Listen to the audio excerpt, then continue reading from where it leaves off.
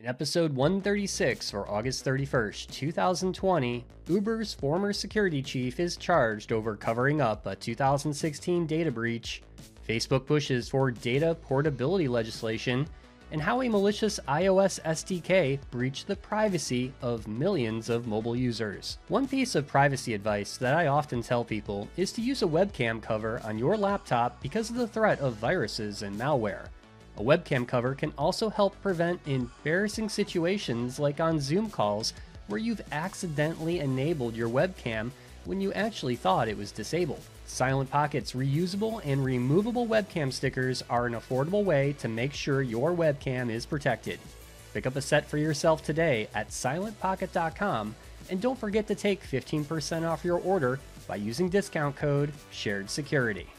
You're probably aware that social engineering attacks like the recent high-profile account takeovers on Twitter are costing businesses millions of dollars in direct financial losses, lost productivity, and business disruption. But what can you do about it? Well, it starts with making sure your staff are aware of how they can be targeted and exploited. That's why we're excited to announce ClickArmor's new gamified social engineering module called Fakes and Frauds.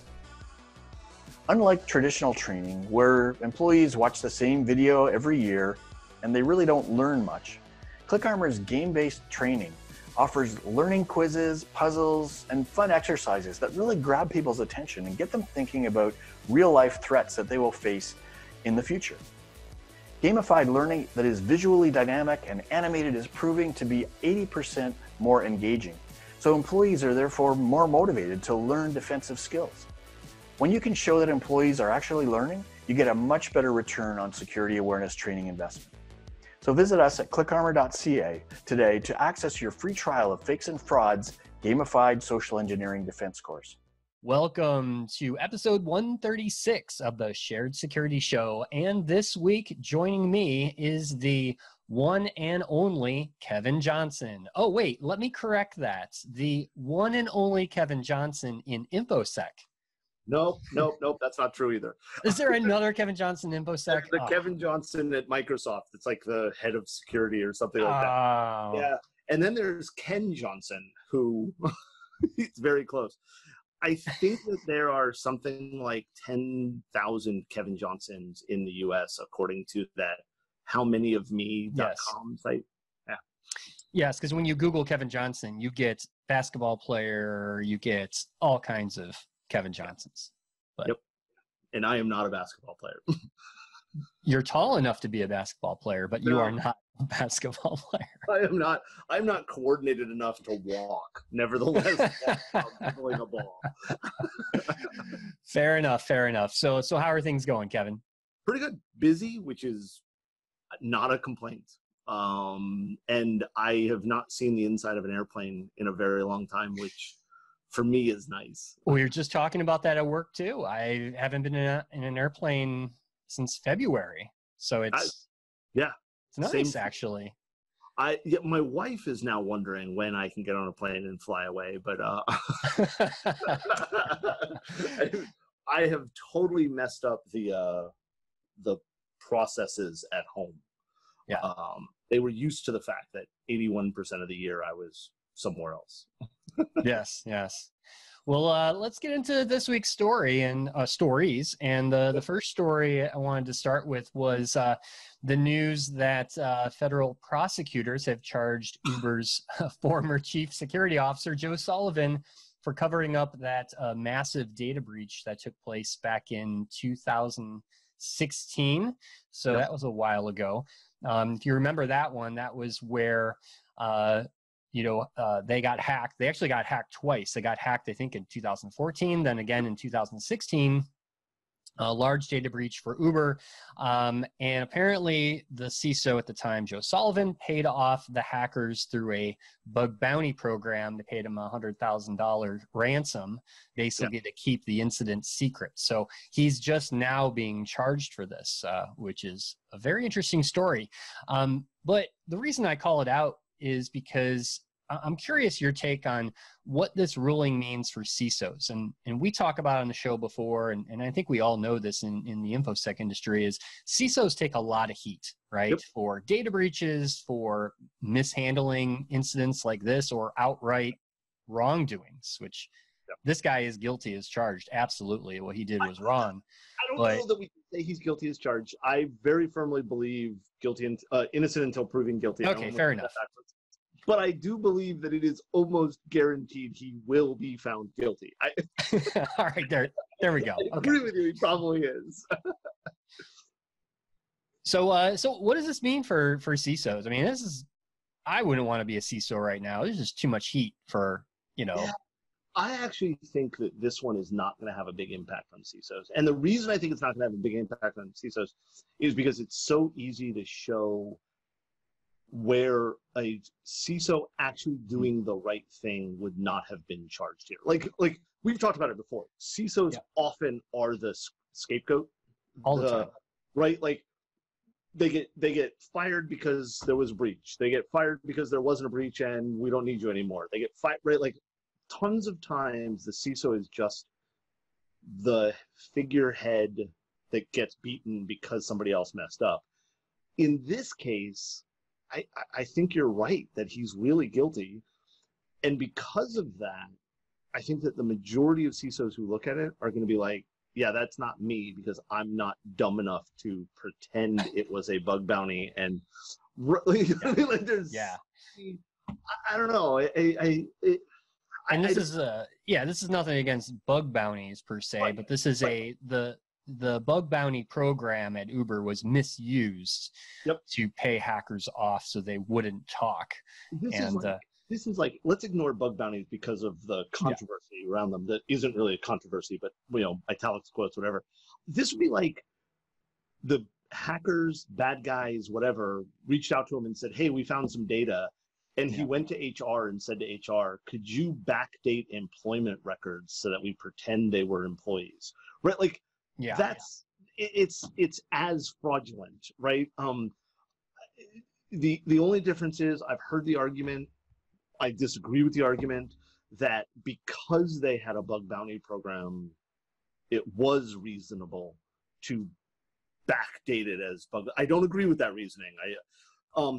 I do think that CISOs, CISOs, whatever, should pay attention to this, because I do think,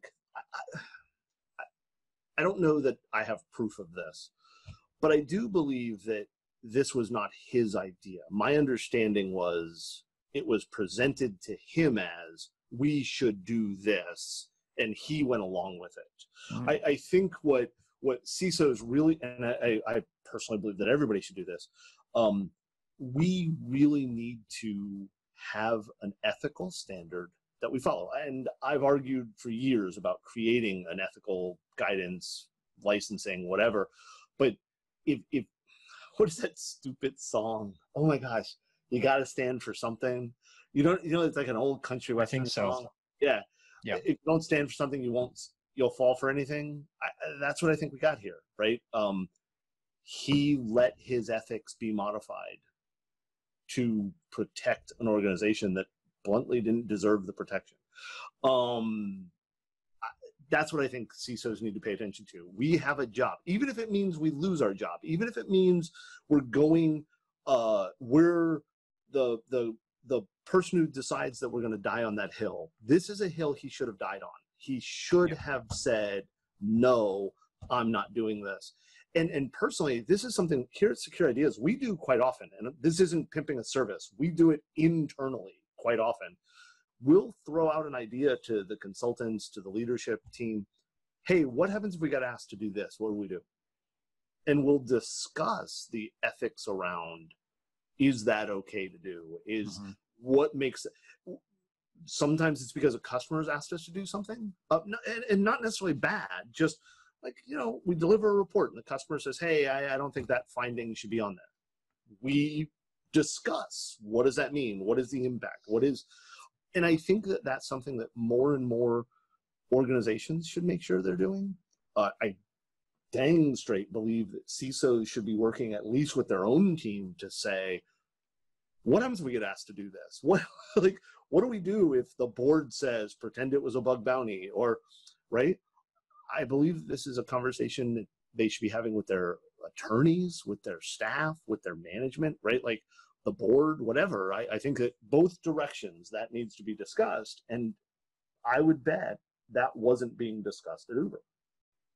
And because of that, whether it was, Joe Sullivan's idea or not, somebody should have stood up and said, no, we're not putting our name on that. Like, that's a bad idea.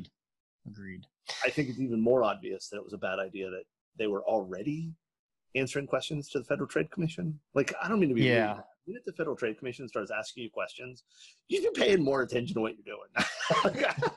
Right? You may want to. Wait a minute. That's right.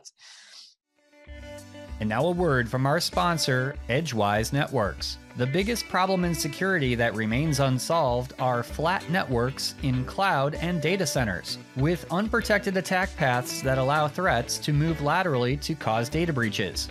But microsegmentation using network addresses is complicated and takes too much time. But there's a better approach: Edgewise Zero Trust Auto Segmentation. Edgewise is impossibly simple microsegmentation, delivering results immediately with a security outcome that's provable. At the core of Edgewise Auto Segmentation is Zero Trust Identity, which allows workloads to communicate only after their software identity has been verified. Malicious or unimproved software is no longer allowed to communicate. Identity-based protection provides more coverage with fewer policies to make Edgewise simple to deploy and manage. No changes to the application or network are required. One solution protects virtual machines and containers in the cloud and on-premises. To stop lateral threat movement and prevent breaches, visit edgewise.net for a demo and to see results within minutes.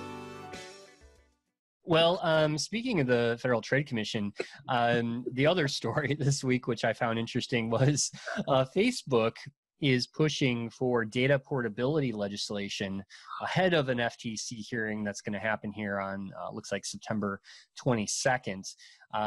Now, this is a lot of news around antitrust and some of the things that, Facebook has been criticized, which ties into privacy. But, Facebook being the big behemoth of a tech company that they are, they're being criticized that, smaller social networks and smaller businesses can't get into the business because Facebook is so massive. And they won't, Facebook has traditionally not allowed their users to take their data and move it somewhere else. And it's kind of shocking lately that Facebook has all of a sudden said, you know what, here's a mechanism that you can move your data to Google or move your data to Twitter.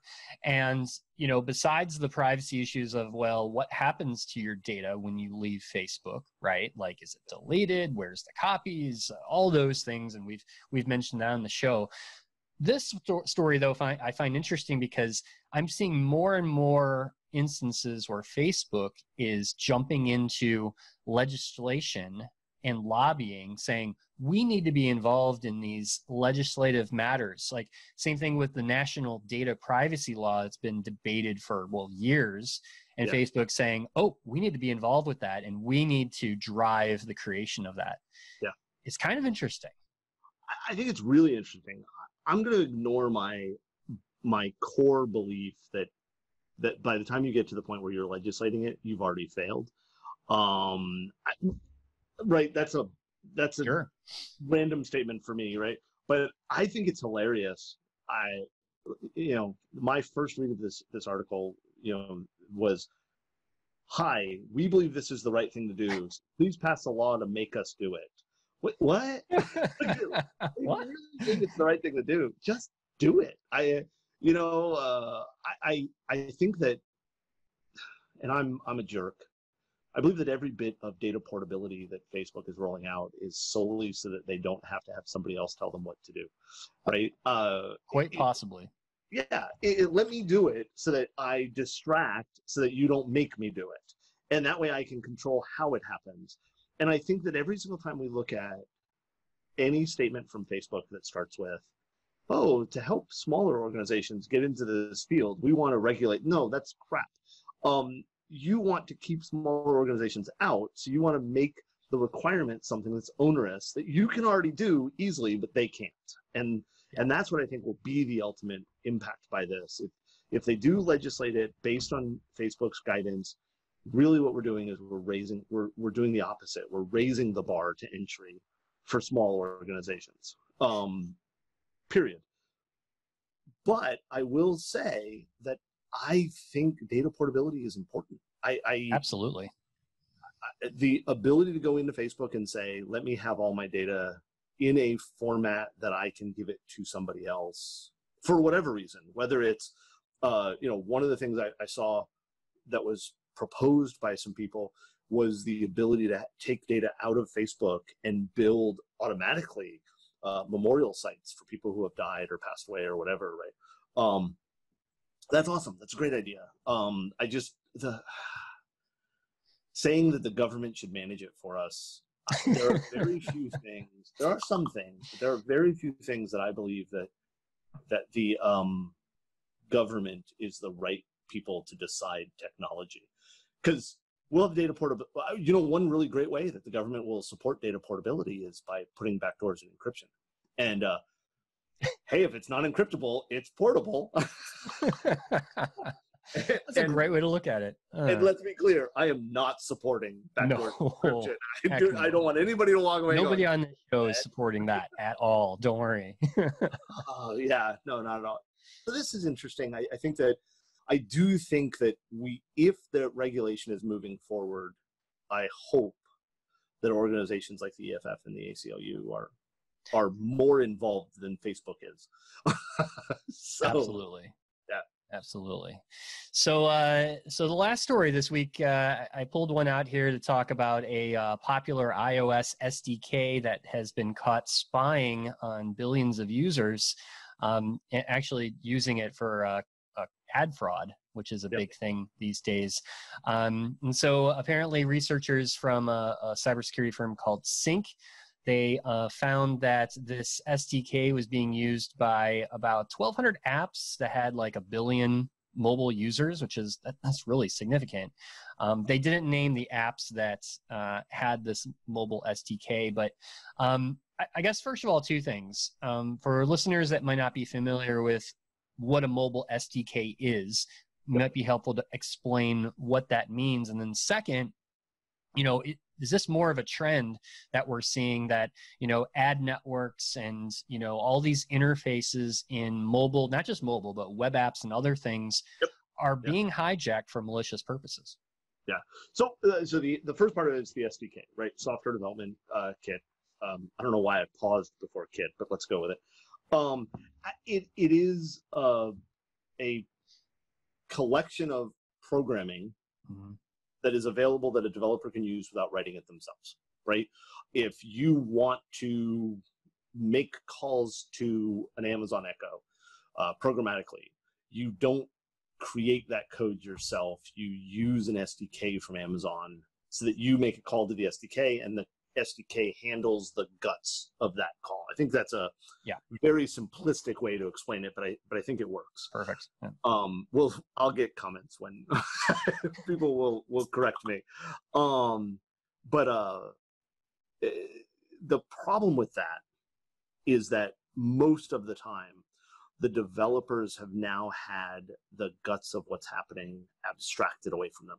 So I think it's good that Apple did not name the applications that were impacted by this from a perspective of, I don't know that those applications could have known it was happening, right? Right. And if they were named, people would be like, oh, hey, so-and-so app got hacked. No, that's not what happened.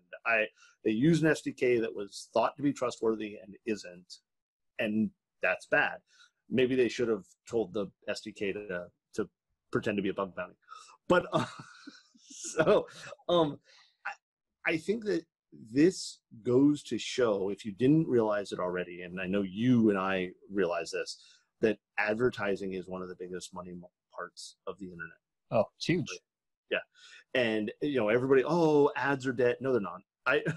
Right? Like, advertising is driving so much of this stuff. And we're going to see more and more of this. I'm amazed. This is the first time we've seen it in iOS. Right. And I know that part of that is because Apple does I won't say they do a good job.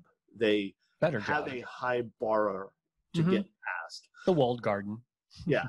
And that has helped with this. But as shown here, and I would argue that because this has been publicized, more malicious developers are going to come out because they've now shown the weaknesses where it happens. And I happen to be okay with that. I'm a full disclosure type person. You know that. But I think we're going to see more and more of this in iOS. We already see stuff like this in Android. Yep. So yeah, it's something, and the worst part, in my opinion, is I don't know how an end user could protect themselves from this. So because there are trusted apps, right? Sorry. No, you're right. They are trusted apps. And I think what's interesting is Apple is in iOS 14, they're actually going to put controls in that are going to allow you to dig even further into what an app is collecting about you. Yeah. And then blocking those, things like this SDK might be asking with newer versions of iOS. You're going to be able to have more control over that, which is really good. And I'm sure Android and Google, they're thinking the same thing. Yeah. Right. That's great, except that I think that most users don't care. No. We're picking my wife and daughters, right? My wife and my daughters, they'll install an app and it'll ask them for permission for stuff. And unless the permission it's asking is blatant, like, hey, can I turn on your camera, right? Yes. The app will say, hey, for me to function, I need this. Okay, I want the app to function. Let me turn it on. I think this is where you start getting into why it's so critical to have SBOM or DBOM, right? The digital bill of materials or the software bill of materials. Both are efforts coming away and they're migrating toward each other, which is good. I think once we start to really push and force those bill of materials onto software and digital products, not that that's going to help the end user. I think the end user is still going to have the problem of them just saying yes to things, but it's absolutely going to help the supply chain. It's going to help Apple and Android know what's coming into these things, right? And at that point, you start to be able to say, okay, your bill of material says this, but you did this. That's an obvious violation, right? Whereas right now, I didn't realize it did that. I didn't know. Well, but you see, that's what I think we need to start looking at. I think we need to start fixing this on the back end because end users aren't. There's nothing they can do about it. Yep. So I know we talked earlier. You had a little thing you wanted to plug. What you guys are doing? It's funny, a little thing. I wasn't even talking about plugging it. I was like, hey, if you know anything, I think it's important enough that you should plug it. So I appreciate that. As we've talked about before, we've got 2 courses coming up. We've got our application security course, Ps, and we've also got our CISSP mentorship. They're both toward the end of next month, September. And what we've been doing is, one, we have a coupon code that if anybody wants 25% off, it's SI Friend when you buy it. Still have out. But the important part, and the thing I really wanted to let people know, if anybody's in a state where they're unemployed, they're trying to they're stuck, reach out to me and let me see what I can do to help. I can't, I'm a greedy capitalist. I can't afford to give free seats to every single person who's unemployed. Yeah. I can't do that. But I absolutely can help people. And I'd also be willing to talk about if there's somebody who wants to help us fund more seats, we can do that as well. But I want to try to get as many people training as possible. And there's way too many people. I was just talking to a friend last night who's been out of work for months, and they're now down to the point where they're making $70 a week on like backup unemployment. And I'm like, and I want to help them. Like, I want to help people like that out. If they're interested in application security, or if they're interested in getting their CISSP, which right or wrong is a bar to entry to many jobs, right? Reach out to me and we'll see what we can do. Great. So best way to reach out to you, Twitter, securideas.com. Twitter, I would argue that with something like this where you're basically saying, hey, I'm unemployed, I need help, you probably don't want to tweet that at me. Maybe you do, I don't know. Yeah. At securideas.com is my email address. Just write me an email. I'd appreciate it if we can do that. And as long as you understand, I'm going to do what I can to help as many people as I can. But there are limits to what I can afford. So understandable. You are running a business, so it's not even just running a business. I couldn't do like 1,000-person class that nobody was paying. But it's very unreasonable. My employees want paychecks every 2 weeks. It's just so unfair. Unbelievable. We could do so much more if they didn't ask for that. All right, Kevin. Well, always a pleasure to talk to you. And thank you again for your insights. And we will talk again soon. That's all for this week's show. Visit our website, sharedsecurity.net, for all previous episodes and to sign up for our email newsletter. First-time listener to the show? Please subscribe wherever you like to listen to podcasts, and be sure to subscribe to our YouTube channel. Thanks for listening, and we'll see you next week for another episode of the Shared Security Show.